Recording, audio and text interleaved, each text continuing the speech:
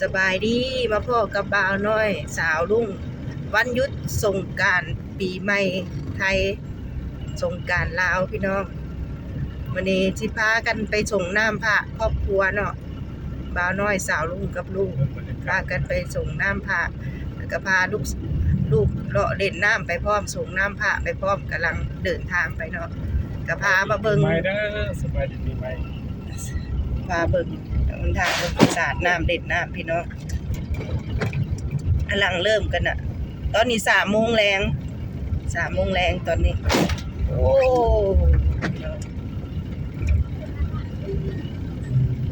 เล่นน้ำมันคึกคืนปีนี้นะ คือว่ายังบ่แม่นในตัวเมืองบ่ได้ อันนี้อยู่นอกตัวเมืองบ่ได้อยู่ในเมืองเป็นมื้อแรกของสปป.ลาวมื้อนี้เพราะว่าไทยเริ่มเมื่อวานนี้ลาวเริ่มมื้อนี้สิเริ่มเดินกันอยู่มื้อนึงเนาะ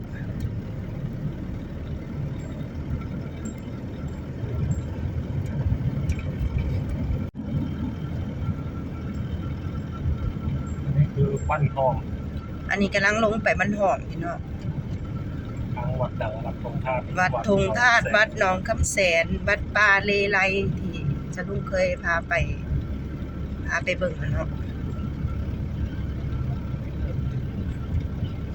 ตอนเช้านี่ยังมีอยู่ตอนบ่ายๆมาเนี่ยโอ้คนเริ่มเด่นหลายละจะลุงนึกว่าคนสิบ่เด่นหลาย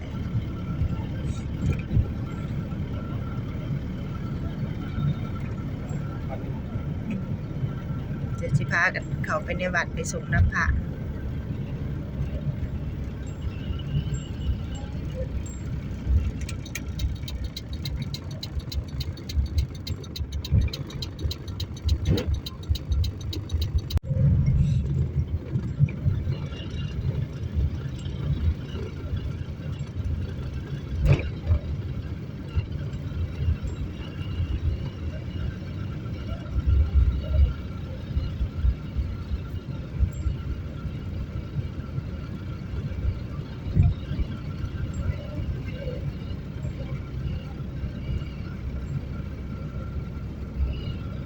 คอยไปแล้วบ่าวน้อยโหลดหลาย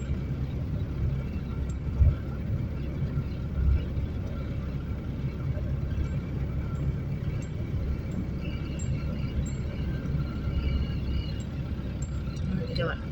อดพอด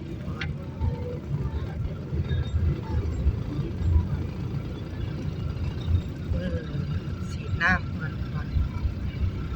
ไวหลายบริเวณน้ำนะ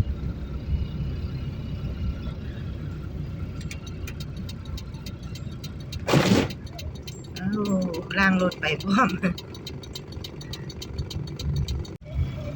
โบเบรกเห็นรถน้ำขี่ไวว้าเป็นออกล่างรถอ้าวมีอันปักปุ่มเป้าอันน้ำใส่ปุ่มเป้าพร้อมพี่น้องตุบตับเลยแวนรถวัยรุ่นกำลังหิดอยู่นี่เด็กน้อยกำลังหิดเอาปุ่มเป้าใส่น้ำ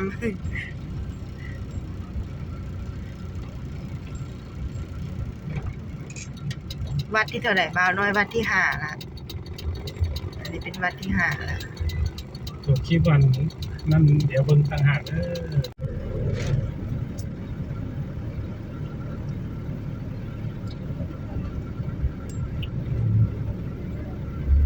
ลูกก็ได้หดน้ำแล้วเป็นแนว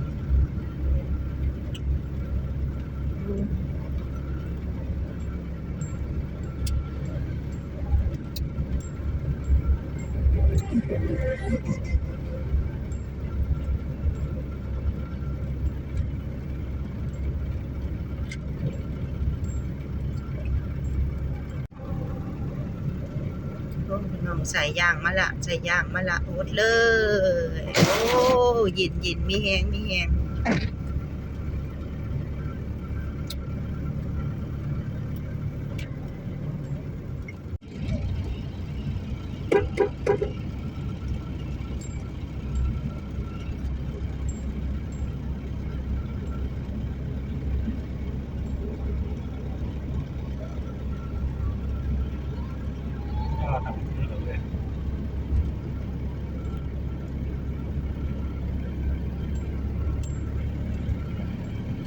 มวนพี่น้องปีนี้มวน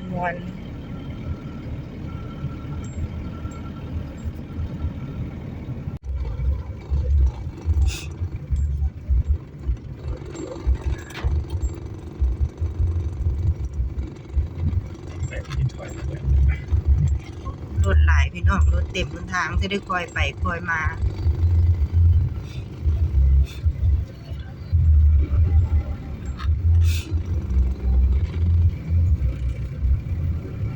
เล่นน้ำสงกรานต์ก็ระมัดระวังเด้อพี่น้องคอยไปคอยมาออกไปในเมืองให้นักเลยอันนี้อยู่เขตนอกบ่ได้อยู่ในตัวเมืองก็ยังเป็นตาย้านล่ะ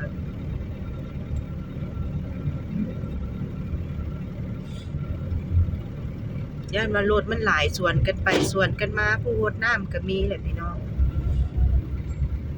นี่จังซี่แหละพี่น้องให้มาทางแคบๆอันนี้ผู้เล่นน้ำก็ ผู้เรียนน้ำ ผู้เล่นน้ำแน่รถแน่ก็จังซี่พี่น้องสองฝากทางนี่รถต้องได้ค่อยๆไป สิเรียกน้ำมาอันใด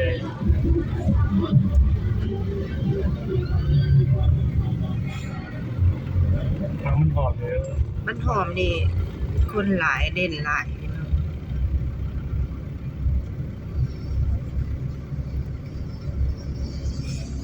เริ่มหลายแล้วพี่น้องคนเริ่มหลายตอนแรงคนเริ่มหลายมื้อเช้ายังบ่มีผัดยังมีดอยู่มื้อเช้านี่ยังบ่ได้หลายต้องให้บ่าวน้อยคอยไปคอยมา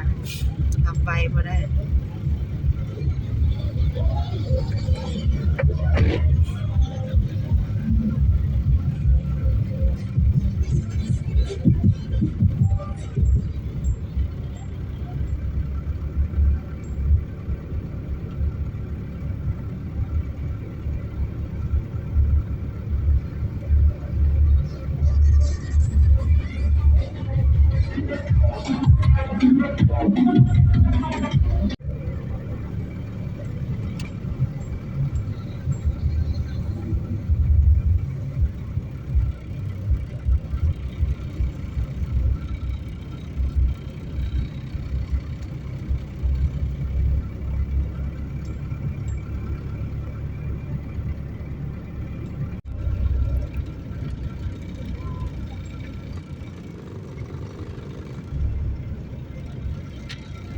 ตอนนี้ก็4 โมงปลายแล้วพี่น้องโอ้เล่นน้ำซ้ำนี่กำลังเย็นพี่น้อง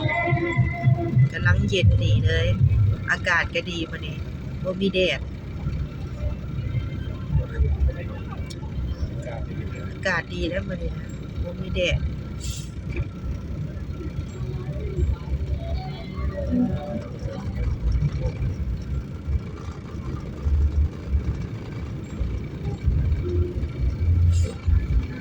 ข้างหน้าเด้อบ่าวน้อยเบิ่งข้างหน้าก็จอดขวางทางได้ค่อยไปเอา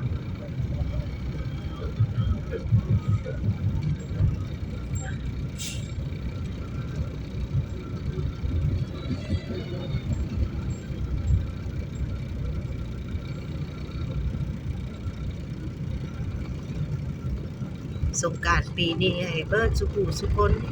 สุขภาพแข็งแรงโชคดีปีใหม่วันสงกรานต์ ขับรถบ่ ปีใหม่ปีนี้เล่นมันม่วนกันเบิดสุขุสุคนนะ